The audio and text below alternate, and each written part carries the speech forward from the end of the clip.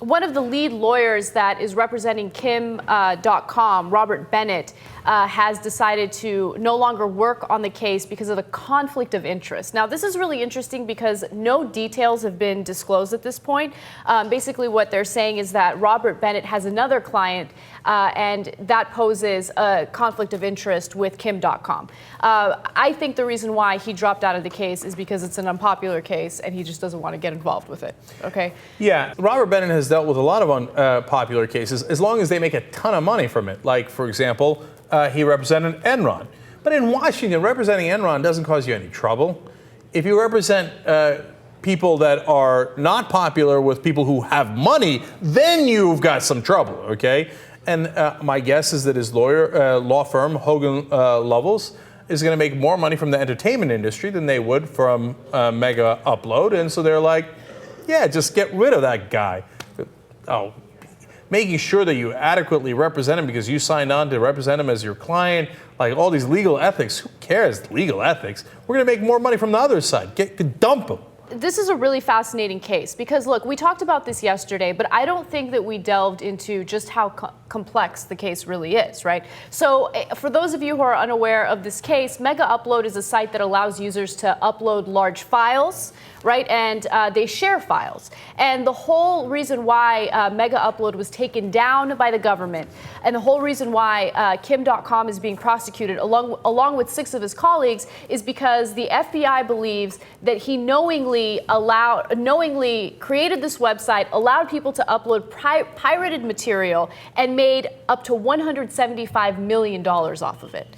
Okay, but the thing is, you got to think about what the website was. It was a platform for people to share files. So should the FBI go after the person who is facilitating, organizing, creating the website? Should they go after the individuals? That's the whole question here. And also, what is considered piracy, right? So if I have a movie night at my house and a bunch of my friends come over and they watch a movie for free that I just bought a DVD for, is that considered file sharing? You're not doing it online, you're doing it with your friends at your house. So it's a very, very complicated case. I know that some sites are set up basically to allow you to easily facilitate sharing movies that you shouldn't be sharing. In fact, FileSonic and FileServe, which are gigantic, by the way, FileServe is ranked 132nd website in the world. FileSonic is 166. Have ways of sharing among their different users that apparently they are now worried about and have voluntarily shut down what they call cyber lockers. And basically, FileSonic was encouraging whatever you upload, I should say. If more people download it, we'll pay you more. Does that encourage piracy to some degree? I think it does, to be honest. Right. And now we've gotten a lot of comments, people saying, hey, you know what, there's nothing wrong with piracy. It's as Anna was explaining, it's like you're in your living room and you're sharing it with your friends.